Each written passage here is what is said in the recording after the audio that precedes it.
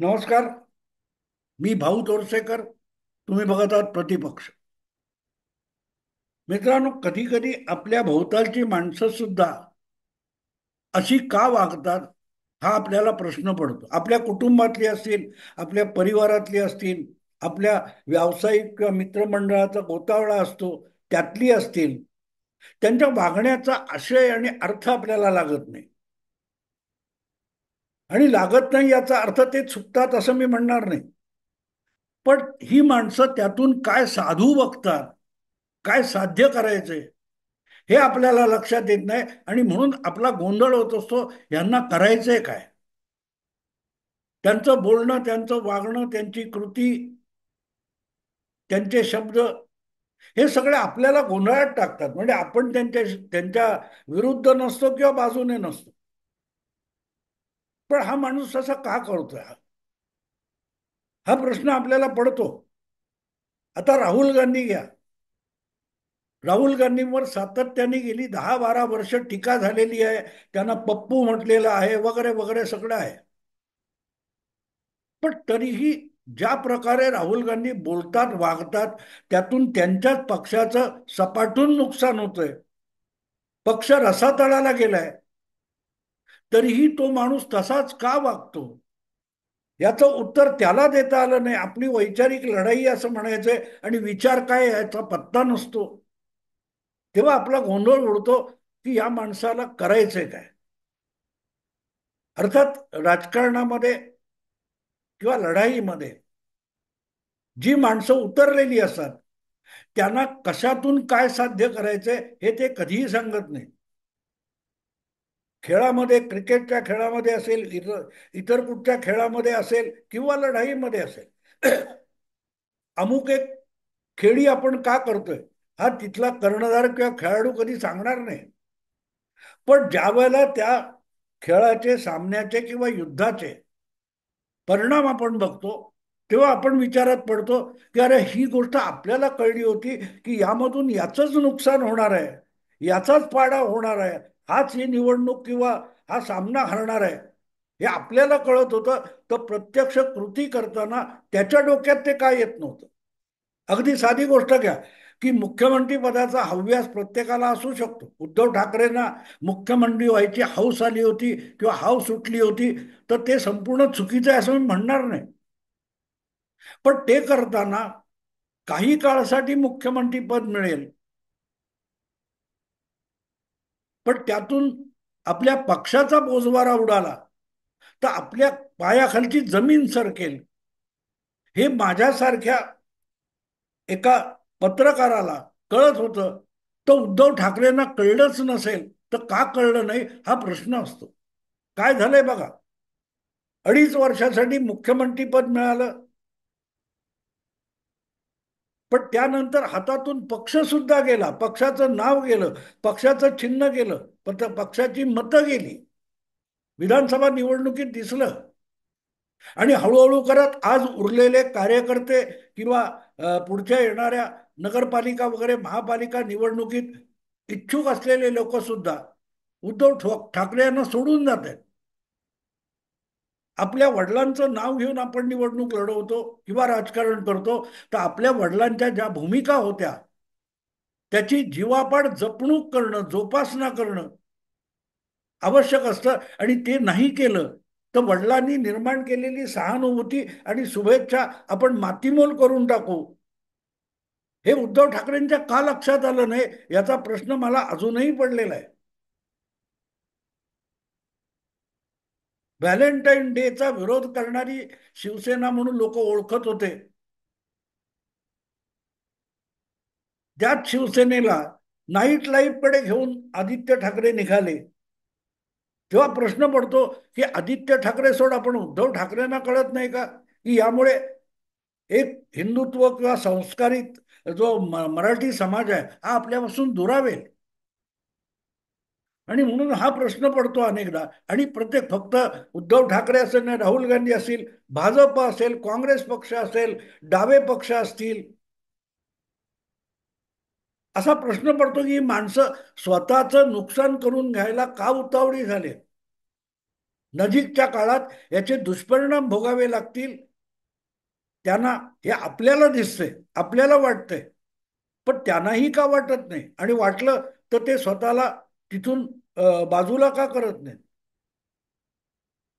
लागोपाठ 2014 नाही, त्याच्या आधीपासून तुम्ही बघा, राहुल गांधींनी हळूहळू करत काँग्रेस पक्षाची सूत्र आपल्याकडे घ्यायला सुरुवात केल्यापासून त्यांची प्रत्येक काय ती मूव होती, प्रत्येक खेळी होती, ही चुकलेली आहे.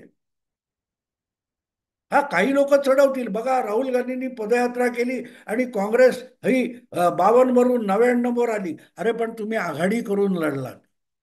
उत्तर प्रदेशातलं किंवा महाराष्ट्रातलं लोकसभेचं काँग्रेसचं यश हे राहुल गांधींच्या पदयात्रेचं यश नाहीये. ते यश दोन कारणासाठी आहे. एक म्हणजे तुम्ही मित्र पक्षांबरोबर उत्तम आघाडी केली, आणि ज्याच्या विरुद्ध लढत होता त्या भाजपचा दुबळेपणा होता, म्हणून तुम्हाला यश मिळालं. राहुल गांधीमुळे नाही, पदयात्रेमुळे तर अजिबात नाही. सांगायचा मुद्दा असा की मग ही गोष्ट राहुल गांधींच्या का लक्षात येत नाही, किंवा आपण प्रत्येक असा खेळतोय की प्रत्येक डाव जातो आणि आपण पक्ष दिवाळखोर करून टाकलाय. तर मग फेर विचार करून नवी भूमिका घेण्याचा माणूस विचार का करत नाही, आणि नवी भूमिका जरी घेतली नाही तरी जे आहे ते टिकवण्यासाठी आपण चुका करू नयेत, एवढा सुद्धा विचार या लोकांच्या मनाला का शिवत नाही, असा प्रश्न पडतो. आणि तोच माझा विषय. तुम्ही म्हणाल की इतका वेळ मी राज ठाकरे हे शीर्षकात घालतो आणि राज ठाकरेंबद्दल चकार शब्द का बोलत नाही. भाऊ तोरसेकरला राज ठाकरे विषयी सॉफ्ट कॉर्नर आहे हा आरोप माझ्यावर होत आलाय आणि झालेला आहे, व्हायला हरकत नाही. पण ज्या कारणासाठी मला सॉफ्ट कॉर्नर आहे, तो सॉफ्ट कॉर्नर असा आहे की या तरुण नेत्याकडे, तुलनेने तरुण नेत्याकडे स्वतःचं पोटेन्शियल आहे, क्षमता आहे, राजकारण घडवण्याची आणि राजकारण खेळवण्याची क्षमता राज ठाकरेंकडे आहे. हा, त्यांच्याकडे पुरेसे योग्य तेवढी सवंगडी नसतील, संघटनेचं पाठबळ कमी असेल, सगळं असेल, पण योग्य वेळ आल्यानंतर आणि राजकीय पोकळी निर्माण झाल्यानंतर हा माणूस चमत्कार घडवू शकतो, अशी मला एक माझ्या अभ्यासानुसार क्षमता दिसते. म्हणूनच मला राज ठाकरेंविषयी अपेक्षा आहेत, आणि काय म्हणतात तो सॉफ्ट कॉर्नर आहे.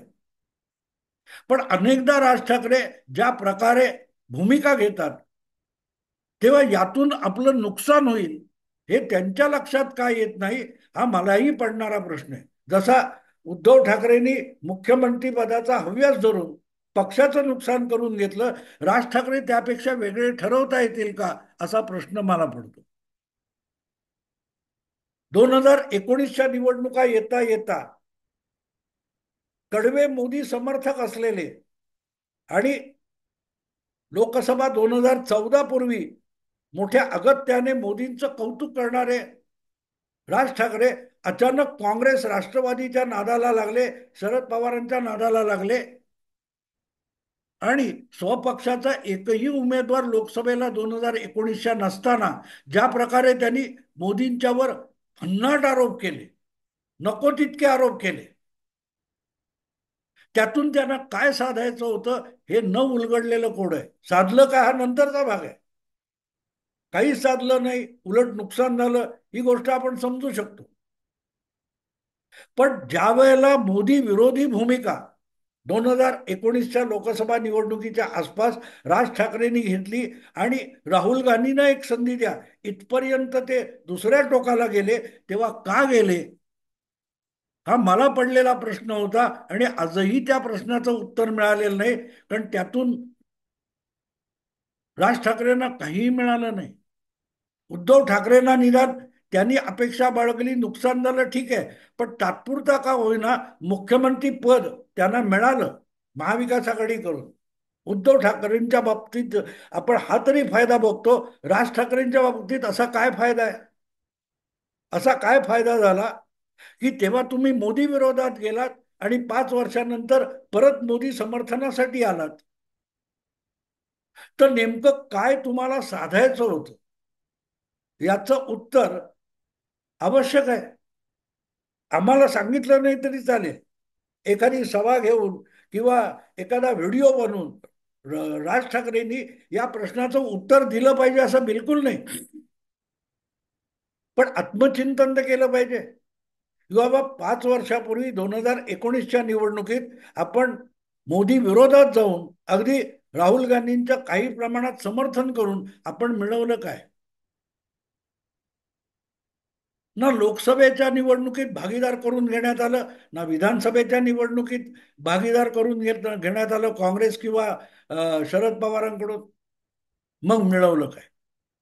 किंवा आत्ता मोदी पंतप्रधान झाले पाहिजेत म्हणून 5 वर्षानंतर तुम्ही जी भूमिका घेतली आणि त्यानंतर महायुतीमध्ये सहभागी व्हायचं की नाही हा गोंधळ सुरू झाला आणि शेवटी काय नाही स्वबळावर लढायला लागलं. मग आत्ता तरी मिळवलं काय? या भूमिका चुकीच्या होत्या असं आत्ता मला म्हणायचं नाहीये. त्याचे परिणाम जर तुम्हाला तुमच्या पक्षाला लाभदायक ठरले नसतील तर तुम्ही ते निर्णय घेताना किंवा त्या स्वरूपाच्या कृती करताना तुमच्या डोक्यात नेमकं काय साध्य करायचं होतं, उद्दिष्ट काय होतं, याचं उत्तर निदान तुम्ही शोधलं पाहिजे. कारण ते तुमच्या पाठीराख्या असलेल्या अनुयायांसाठी कार्यकर्त्यांसाठी आवश्यक असतं. अन्यथा आपला नेता हा बेभरवशी आहे, त्याच्या भूमिका पक्क्या नाहीत, म्हणून तुमचे अनुयायी तुम्हाला सोडून जातात. मित्रांनो, एक वादळ येतं किंवा काही असेल, तुम्ही कडा चढत असाल तर तुम्ही कुठेतरी आधार घेता. एखाद्या झुडूप असेल त्याची फांदी पकडता, मुळं पकडता, पारंब्या पकडता, काहीतरी कपारीमध्ये हात घालता, तेव्हा तुम्हाला आधार लागतो. अनुयायी हे नेत्याच्याकडे तशा आधाराची अपेक्षा करत असतात. पण ती कपारच नाहीये तर मग तुमच्या अनुयायांनी काय करायचं? आणि म्हणून मला कळत नाही की राज ठाकरे हे आपला मतदार कोण आहे. आपल्याला कुठून, तुम्ही जेव्हा राजकीय पक्ष आहात आणि लोकशाहीमध्ये निवडणुका लढवणारा म्हणून नोंदलेला किंवा मान्यता प्राप्त राजकीय पक्ष असतो, त्यांनी सगळ्यात पहिली गोष्ट काय करायची असते तर आपला मतदार आणि आपला मतदारसंघ जपायचा असतो, वाढवायचा असतो, त्याची जोपासना करायची असते. मराठी बाणा हा राज ठाकरेंनी पहिल्यापासून आपला मतदार ठरवलेला आहे. हिंदुत्व हा पण तुम्ही नंतर घेतलात. पण मग हे सगळं करताना मतदाराच्या मानसिकतेला जोपासणं, त्याचं संगोपन करणं, याला निवडणूक लढवणाऱ्या पक्षाचा नेता म्हणतात. मतदार हा भावनिक असतो. भावनेच्या आहारी जाऊन अर्ध्यापेक्षा अधिक मतदार मतदान करत असतो किंवा एखाद्या पक्षाचा निष्ठावान मतदार बनत असतो. त्या भावनांना धक्का लागता कामा नये. आज उद्धव ठाकरे यांचं नुकसान झालं असेल तर त्याचं पहिलं कारण त्यांनी हिंदुत्व आणि मराठी किंवा काँग्रेस विरोध या 3 गोष्टी आहेत शिवसेनेच्या, त्या तिन्ही गोष्टी पायदळी तुडवल्या उद्धव ठाकरेंनी. त्याचे परिणाम ते भोगतायत. कारण त्या कारणास्तव मतदार तुमच्याकडे आला होता. राज ठाकरेंचा जो मतदार आहे तो त्यांच्यापासून का दुरावलाय आणि उरला सुरला राज ठाकरेंना हाकलून लावायचा का असा प्रश्न पडतो. कारण काल परवा त्यांनी जे कुंभमेळ्यासंबंधात आणि गंगेच्या दूषित पाण्याविषयी वक्तव्य केलं ते बरोबर आहे का चूक आहे याला महत्व नाहीये. तुम्ही अशा वक्तव्यातून तुमच्याच मतदाराच्या भावना दुखावल्यात का? काही लोक टाळ्या वाजवतील, तुमचे कट्टर अनुयायी आहेत ते टाळ्या वाजवतील. ज्यांना तुमची भूमिका आजपर्यंत मान्य नव्हती हिंदुत्वाची, पण आज तुम्ही हिंदुत्वाला दुखावणारी भूमिका घेतली म्हणून आवडली, ते लोक टाळ्या वाजवतील. ज्या प्रकारे महाविकास आघाडीचं समर्थन करणारे अनेक संपादक, प्रवक्ते, विश्लेषक आज राज ठाकरेंचं कौतुक करतायत, ते बघितलं की लक्षात येतं की उद्धव ठाकरे यांचं नुकसान या लोकांनी केलं, तसंच राज ठाकरेंचं नुकसान त्यांना करायचंय. राज ठाकरे आपली ओरिजिनल भूमिका सोडत असतील तर त्यांच्या विरोधकांनी त्यांचं समर्थन केलं तर नवल नाही. अनेक जण आपण बघतो काँग्रेसचे ते वल्लभ नावाचा एक आहे किंवा रोहन गुप्ता किंवा प्रियांका कक्कड किंवा ह्या नावाची कोणतरी नाही राधिका खेरा हे काँग्रेसचे प्रवक्ते होते. भाजपवर कडाडून टीका करत होते. डॉक्टर अजय आलोक नावाचा जदयूचा प्रवक्ता भाजपवर कडाडून टीका करत होता. आज तोच भाजपत आहे. शहजाद पुनावाला काँग्रेसचा समर्थक भाजपवर कडाडून टीका करणारा आज तो भाजपचा प्रवक्ता आहे. भाजपने त्यांना प्रवक्ता का केलं? तर ते कालपर्यंत जी भूमिका मांडत होते त्याच्या उलटी भूमिका मांडल्यानंतर भाजपने त्यांना जवळ घेतलं. नेमकी तीच गोष्ट आहे. तुमच्यावर टीका करणारे जेव्हा तुमचं गुणगान करायला लागतात तेव्हा त्यांनी भूमिका बदललेली नाही, तुम्ही भूमिका बदलली आहे. राज ठाकरे यांनी त्या गंगा जलाविषयी जे काही वक्तव्य केलं ते बरोबर आहे का चूक आहे हे महत्वाचं नाही. त्यामुळे मतं मिळतील की जातील या लेवलवर पक्षाच्या नेत्याने विचार करावा लागतो. राज ठाकरे यांनी कोणते घाणेरडं गंगा पाणी आणि जी काय ऍक्शन केली, कृती केली, वक्तव्य केलं त्याचा मतांवर किती परिणाम होईल याचा राज ठाकरेंनी विचार केला का? नेहमी मी एक गोष्ट सांगतो की जे लोक पक्ष कुठलाही असो त्या पक्षाच्या एक ठराविक भूमिका आहेत आणि त्या ठराविक भूमिकेमुळे त्या पक्षाचा एक मतदार वर्ग तयार झालेला असतो. तो मतदार वर्ग दुखावता कामा नये आणि सातत्याने आपल्या बरोबर राहायला पाहिजे. त्याला सोडून इतरही मतदार आपल्याकडे ओढला गेला पाहिजे, आला पाहिजे. दुसऱ्याकडून दुखावलेला मतदार हा आपल्याकडे आला पाहिजे या दृष्टीने विचार करतो तो लोकशाहीतल्या निवडणुका लढवणाऱ्या पक्षाचा उत्तम नेता असतो. मोदी, तुम्ही मोदींची सगळी भाषणं आहे का? अमित शहाची सगळी भाषणं आहे का? त्यामध्ये चुकूनही मुस्लिमांच्या विरुद्ध अवाक्षर बोललं नसतं, विरुद्ध बोललं जात नाही. पण हिंदूंच्या समर्थनाची भाषा बोलली जाते आणि त्यामुळे हिंदू जो जो दुखावलेला आहे इतर पक्षांकडून तो आपल्याकडे आला पाहिजे, पण मुस्लिम दुखावला नाही पाहिजे अशी तारेवरची कसरत भाजपचे नेते करतात. मग हिंदुत्वाची वोट बँक तयार होते. राज ठाकरे जर स्वतःला हिंदुत्ववादी भगवी शाल घेणारे म्हणून लोकांपर्यंत पेश होत असतील तर मग त्याच हिंदूंच्या भावना दुखावता कामा नयेत यालाही त्यांनी प्राधान्य दिलं पाहिजे. आणि म्हणून मला कळत नाही की कुंभमेळा बरोबर होता का, तिथल्या सुविधा काय होत्या, तिथलं पाणी दूषित होतं का, हे सगळे चर्चेचे, अकॅडमिक चर्चेचे, बौद्धिक चर्चेचे विषय, राजकारणाचे आणि निवडणुकीत मतं मिळवण्याचे विषय नाहीये. आणि त्यामुळे आपण त्याच्या पाठिंब्याला उभे राहिलो नाही, समर्थनाला उभं राहिलो नाही, तरी त्याच्या विरोधात उभं राहण्याची राज ठाकरेंना काय गरज होती हे मला कळले. ते मला कळले. कदाचित राज ठाकरेंना तरी कळलंय का हा मला प्रश्न आहे.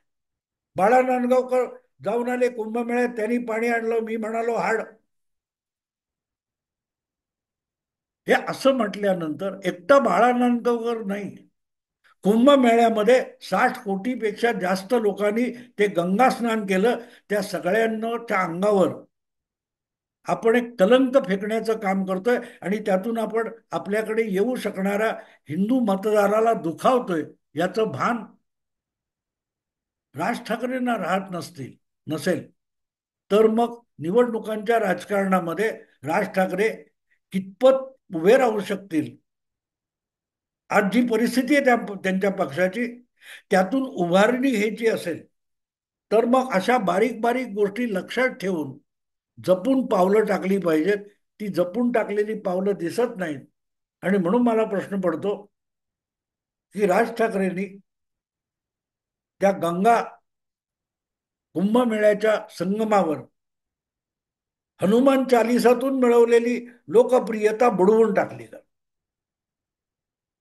हनुमान चालिसामधून राज ठाकरेंनी जो एक आवेश निर्माण केला होता तो स्वतःच्या हाताने कुंभमेळ्याच्या संगमामध्ये नेऊन बुडवला, एवढाच याचा अर्थ असू शकतो. मित्रांनो, आता इथेच थांबतो. आवडलं लाईक करा, शेअर करा आणि प्रतिपक्षाला सबस्क्राईब करा. नमस्कार.